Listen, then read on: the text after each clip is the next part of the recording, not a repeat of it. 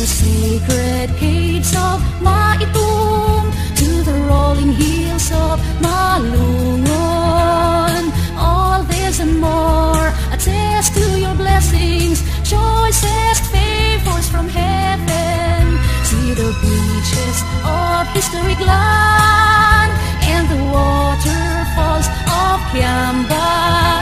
Exotic beauty reigns throughout the land, like in Maasim, Alabel, and Malapatan. Welcome to the province of Sarangani. Good morning, tourists! Welcome to the province where you can find the land of beauty, the province of Sarangani. On behalf of HU20 Travel and Tour, I am Christian Dave M. Lapes, or you can call me Sir Christian, and I am your cabin tour guide for today. And now, let's enjoy, witness, and experience the mesmerizing beauty of Sarangani. Are you all guys excited? Yes, sir! That's great. But before that, let me introduce to you first our friendly coach captain, Coach Alfred Kisan. He is a licensed professional driver for almost 10 years. And he will make sure that he will conduct a safe and happy sound trip for us. So we will be your companion for today's tour. And please don't be hesitate to approach us if you have any concerns or any clarification of our tour. Is that clear? Yes, sir! So are you guys excited again? Yes, sir! That's great! But before that, let's have our prayer first. Amen! And let's do the head count. 1, 2, 3. Okay, we're all 20, including me and our coach captain. By the way, tourists, a friendly reminder, please do not leave your valuable things unattended. You must wear your tourist IDs in cases of emergency, and please put your trash in a proper waste disposal. Is that clear? Yes, sir! Okay, you can now get inside the bus because we will be going first into our assembly area, wherein you will be having your breakfast there and we will be having our short briefing. Is that clear? Yes, sir! Thank you for your cooperation, tourists. Okay, tourists, good morning once again. Welcome to our assembly area, the Watapampa Hotel Alabel, Sarangani. Since Alabel is the capital of Sarangani. So as you take your breakfast there, let's have our short briefing.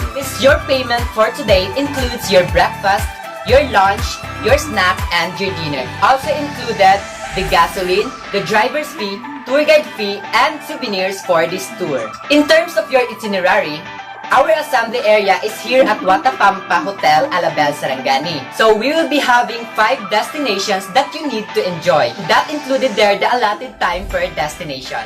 So our first destination is at Century Old Houses in Glen. And our second destination will be at Gumasad, Glen, Sarangani. Our third destination is at Sarangani Paragliding at Maasim. Our fourth destination will be at Nalus Falls, Kiamba. And our last destination will be at Maitom, and we'll be experiencing the whitewater tubing. And after that, we will be going back to our assembly area. So there are some friendly reminders and safety precautions that I want you to know so that our tour today will be smooth flowing and hassle-free. So kindly keep in mind my reminders. First is please take an extra care of your valuable things. Second is always wear your tourist IDs in cases of emergency. Third is that always remember our bus number H320 number 004. Fourth is synchronize your time with my time so that no one will be left behind. So my time now is 6:10 in the morning. Fifth is while you are inside the bus, please be seated until we reach into our destination. Number 6, observe body-body system, walk in pairs so that no one will be get lost. And lastly, kindly put your trash in a proper waste disposal. Is that clear? Yes, sir! Very good. Now, you might wonder that I have with me a flag and a whistle. Well, it indicates signals to catch your attention. If you see me raising this flag, it means you only have 10 minutes left to roam around the place. Take pictures, talk to locals, or buy some souvenirs if you want. And if you hear me whistle once, it means you need to line up in front of the bus because we are heading to our next destination. And also, I have with me a first aid kit in cases of emergency. And now, we are about to start our very exciting tour. Are you all guys excited? Yes, sir! As the saying goes, take nothing but pictures, leave nothing but footprints, keep nothing but memories, and kill nothing but time. So since you're all excited, let's start! So tourists, we are now traveling to our first destination, which is the century-old houses in Glen. But before we are going to proceed to its brief background, let me tell you something about Sarangani. So did you know that Sarangani province is a part of Soxargen? And the name Soxargen is an acronym that stands for South Cotabato, Cotabato, Sultan Kudarat, Sarangani, and Jensan. And did you know that Sarangani province consists of 7 municipalities including Malapatan, Malungon, Alabel, Glan, Maasim, Kiamba, and Maitom. Take note of that because later on, we will be having a game with a prize. So go back to our first destination. Here is now the brief background. So, the awesome century-old houses in Glen. So, the seemingly classical downtown Glen are several ancestral houses that is mostly built in the early part of 1900s. The municipal government of Glen preserves the ancestral houses, taking pride of its ancestors' birthright. The heritage houses have become a tourism destination. Thus, it was cited by the National Commission for Culture in the Arts or the NCCA as a heritage town. Most of the houses there are occupied or maintained by either 3rd or 4th generation of the family. But if you're lucky, the owners will allow you to get inside their house to take a glimpse of its colorful past. But even viewing them outside, you will absolutely be mesmerized because of its high balconies, canopies, copy shelves windows, calado embroidered walls, and wide wooden staircases. So if you are there, you must take your time and lavish your eyes with such vintage sight you can only see in Glen. Okay tourists, we are here now at our first destination, the century-old houses in Glen. So you can now roam around, take photos, talk to locals, or buy some souvenirs if you want. Again, friendly reminders, kindly keep your valuable things, always wear your tourist IDs in cases of emergency, and please don't forget our bus number, A320 number 004.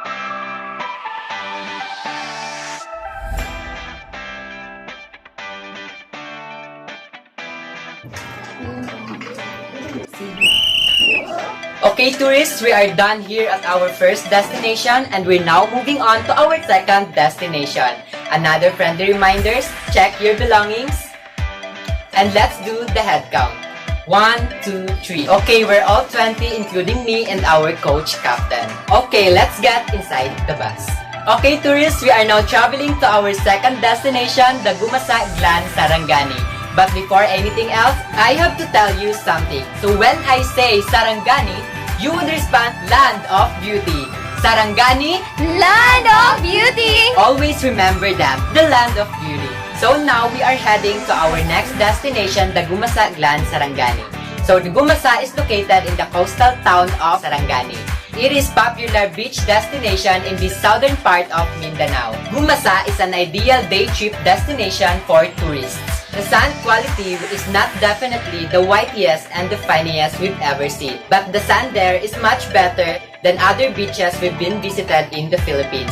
That's why the Gumasad Glen is also known as the Boracay in Mindanao. Okay tourists, we are now here at our second destination, the Gumasad Glen, Sarangani.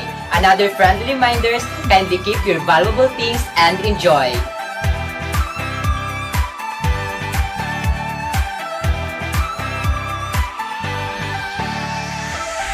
Okay, sad to say tourists, we are done here at our second destination and we're now moving on to our next destination.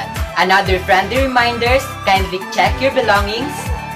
And let's do the head count. 1, 2, 3, 20. Okay, we're all 20 including me and our coach captain. You can now get inside the bus. Okay tourists, we are now traveling to our third destination, the paragliding site in Maasim. But before we are going to proceed to its brief background, let's have a game first! So I have a simple question. If you know the answer, you would raise your right hand if you want. The prizes will depend on its categories. And if you get the answer correctly, you will receive the following prizes. The iPhone X and Y, the Pure Gold grocery package, the house and lot, and one brand new car. So are you guys excited? Yes! Are you ready to receive the prizes? Yes! But don't worry tourists, because after our tour today, you will receive a merchant t-shirt I Love Sarangani coming from our agency. So for easy round, here is the question. So the Gumasad Glen is also known as Sarangani! Okay, Miss Eunice. South Africa. South Africa? Wrong. Sorry. Another one. Gumasad is also known as... Yes. Boracay in Mindanao. You got the answer. Can you receive your prize? Okay, congratulations to all winners. And now, since we are heading to our next destination, here is now the brief background. Soar High Paragliding Adventure, formerly Sarangani Paraglide, brings you one of the most breathtaking experiences in Sarangani. Soar High Paragliding Adventure is the official paraglide operator in Safi Ranch, Maasim, Sarangani Province. Paragliding sport started as a hobby of Joseph Oncada and the Tan brothers, which is the owners of the Safi Ranch in late 2010. Eventually, Joseph Oncada and Tan brothers realized that it can be a gateway for those tourists who love thrilling and adventure. So since all of you here love thrilling and adventure, right? Yes, sir. Great, same thing so. So through the years, Sarangani have become a paragliding destination not only for the Filipinos but also for the foreigners who are paragliding enthusiasts. Okay, tourists, we are now here at our third destination, the Safi Ranch Paragliding Adventure here in Maasim. So please take an extra care of your valuable things and enjoy.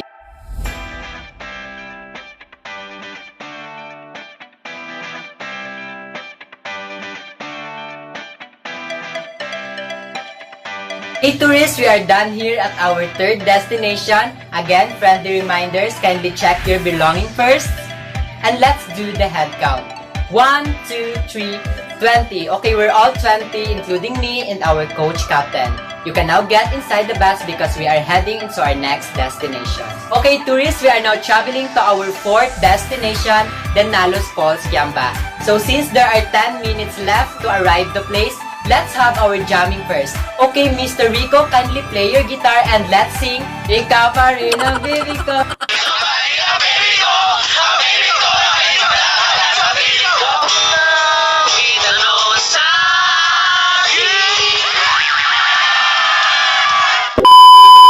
Okay, tourists, kindly clap your hands because we are so very happy for this trip.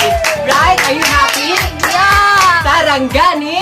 Land of Beauty.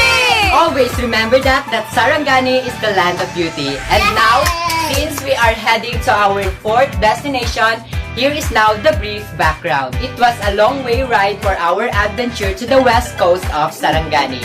As we drew nearer and nearer to our destination, we became increasingly excited when we finally arrived at our second to the last spot, the Nalus Falls, Kiamba. Nalus Falls is rather narrow and short compared to other falls you've been luckily visited.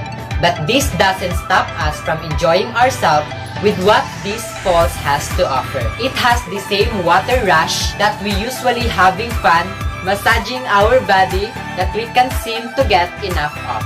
Okay, tourists, we are now here at Nalus Falls, Kiamba. You can enjoy the falls, take picture, and please take care of yourself, watch your step, and enjoy.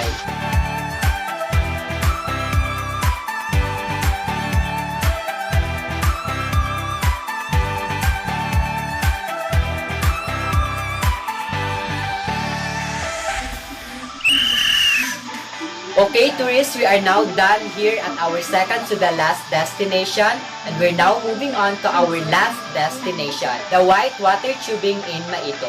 Kindly fix yourself now, check your belongings, and let's do the head count. 1, 2, 3. Okay, we're all 20, including me and our coach captain. You can now get inside the bus. Okay, tourists, we are now traveling to our last destination, the white water tubing in Maito. But before that, it's game time! So kindly raise your right hand if you want to answer. Congratulations to all winners! So since we are heading to our next destination, here is now the brief background. Kumpangi River is one of the most popular tourist spots here in Region 12. What's so special about this town that it offers a sports activity known as whitewater tubing. It is popular because of its clean water and adventurous one. There are a lot of tourists who've been visiting there and enjoying the ambience of it. The clean water of Pangi River in New La Union, Maitong, Sarangani Province is where the whitewater tubing action is. Whitewater tubing is a cool water adventure and it is also safe because life vests and helmets are present. We'll have to sit on a tube while taking on the mighty currents of the river. Excuse me, sir. Yes? Is that an individual adventure? Okay, thank you for that questions. Well, don't worry because you have your guide at the back. So since we are here at our last destination, please take an extra care of your belongings. Also take care of yourself and enjoy the rest of the time.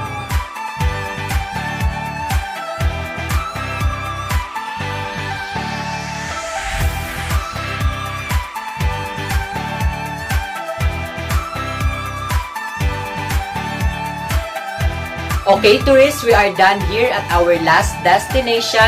Kindly fix yourself now. Check your belongings. And let's do the head count. 1, 2, 3, 20. Okay, we're all complete. You can now get inside because we need to go back to our assembly area. So, tourists, we are now traveling to our assembly area. Now you can share your thoughts there, your recommendations, or your suggestions about our tour today. Is that clear? Yes, sir. Very good. So it is sad to say, tourists, that this marks the end of our very informative tour.